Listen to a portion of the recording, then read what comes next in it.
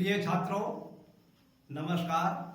आज हम आपके लिए जो प्रॉब्लम सॉल्व कर दिखला रहे हैं वह प्रॉब्लम कक्षा 11 की गणित की एनसीईआरटी की पाठ्य पुस्तक से ली गई है। ये प्रॉब्लम निर्देशांक ज्यामिति की है, प्रश्नावली 10.2 से ली गई है, पेज नंबर 235 पर है और प्रश्न नंबर 18 है, रेखा से संबंधित है। आज की प्रॉब्लम है अक्षों के बीच रेखाखंड का मध्य बिंदु P A, B है। दिखाइए रेखा का समीकरण x upon a plus y upon b बराबर 2 है। आपको ये दिया हुआ है, एक सरलरेखा है।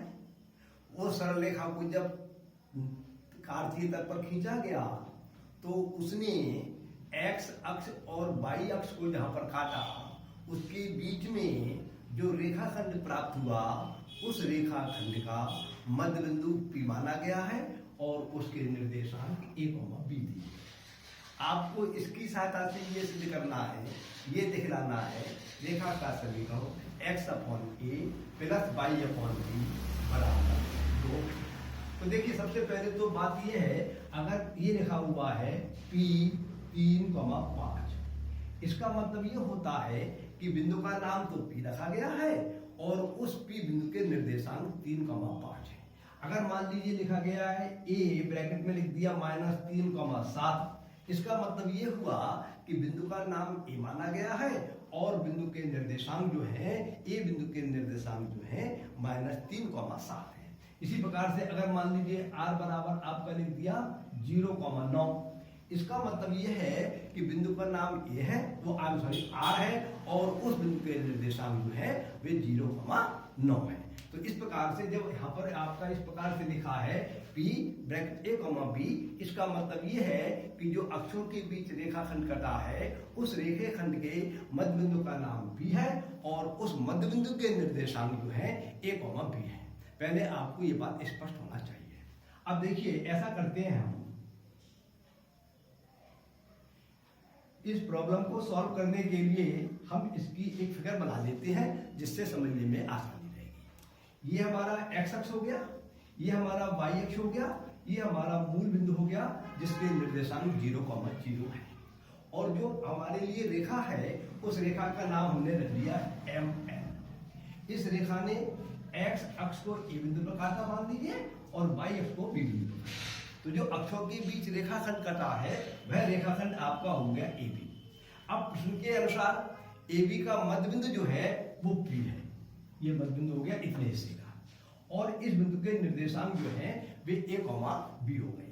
अब आपको इसकी सहायता से रेखा का समीकरण ज्ञात करना है। तो देखिए, हमने लिखा, माना दी गई रेखा MN है जो x अक्ष को A पे काटती है और y अक्ष को B बिंदु पर काटती है। ये सरल रेखा जो है, ये हमने रेखा का नाम MN रख लिया और मान लिया ये रेखा x अक्ष को A बिंदु पर और y अक्ष को B बिंदु पर काटती है तथा वो हमारा मूल बिंदु है।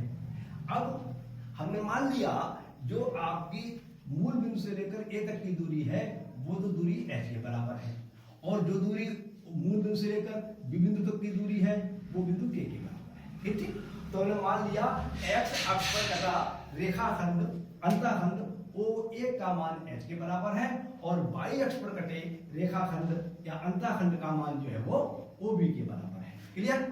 तो जब हमारा ये बिंदु यहां से लेके यहां तक की दूरी h के बराबर है और x अक्ष पर जितने भी बिंदु होते हैं उन बिंदुओं का y निर्देशांक 0 होता है, तो इसका मतलब ये हुआ कि A बिंदु का निर्देशांक हो गया h, 0 और यहां से यहां तक की दूरी हमारी k के बराबर है और y अक्ष पर जितने भी बिंदु होंगे उन सबका x निर्देशांक 0 होता है, इसलिए इस B बिंदु के निर्देशांक हो गए हमारे 0, k।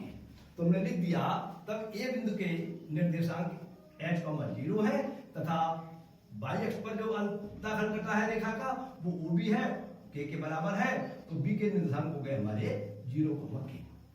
अब आप जानते हैं, अगर एक बिंदु मान लीजिए आपका x1, y1 है और एक बिंदु x2, y2 है और इन दोनों बिंदुओं को मिलाया गया है, तो इसका ये मान लीजिए मध्य बिंदु है, x1 y1 ये वाला बिंदु हो गया आपका, और x2 y2 ये वाला बिंदु हो गया, और ये इसका मध्य बिंदु है। तो इसके मध्य बिंदु के निर्देशांक निकालने का सूत्र होता है x1 प्लस x2 बटे 2 y1 प्लस y2 बटे 2। तो हमें ए बिंदु के निर्देशांक तो मालूम है, एक h 0, और बी बिंदु के निर्देशांक मालूम है 0, k। अब हम इन दोनों की सहायता से इसका मध्य बिंदु निकालेंगे, और ये वाला मध्य बिंदु जो है मध्य बिंदु निकालेंगे मतलब मध्य बिंदु के निर्देशांक निकालेंगे, और ये वाले जो निर्देशांक निकल के आएंगे वो उतने ही माने जाएंगे जितनी प्रॉब्लम में दिया हुआ है। तो हमने लिखा दिया है अक्षों के बीच कटे रेखाखंड AB का मध्य बिंदु P जो है वो a, b के बराबर है। तो a बराबर हो जाएगा कितने के, x1 प्लस x2 बटे 2। x1 का मान तो आपका h है और x2 का मान 0 है, तो ये आपका हो गया a बराबर h प्लस 0 बटे 2, और इससे h का मान निकल के आया आपका h बराबर 2a। अब y निर्देशांक निकालेंगे मध्य बिंदु का, तो इसमें y निर्देशांक कितना दिया हुआ है b, तो b बराबर होगा y1 प्लस y2 बटे 2 इस सूत्र के साथ से। तो y1 का मान तो 0 लगा देंगे हम, और y2 का मान k लगा देंगे, तो हमें फल प्राप्त होगा b बराबर 0 प्लस k बटे 2। इससे k का मान प्राप्त हो गया हमारे लिए k बराबर 2b। इतनी बात मेरे विचार से आपकी समझ में आ गई होगी। आप आगे देखिए,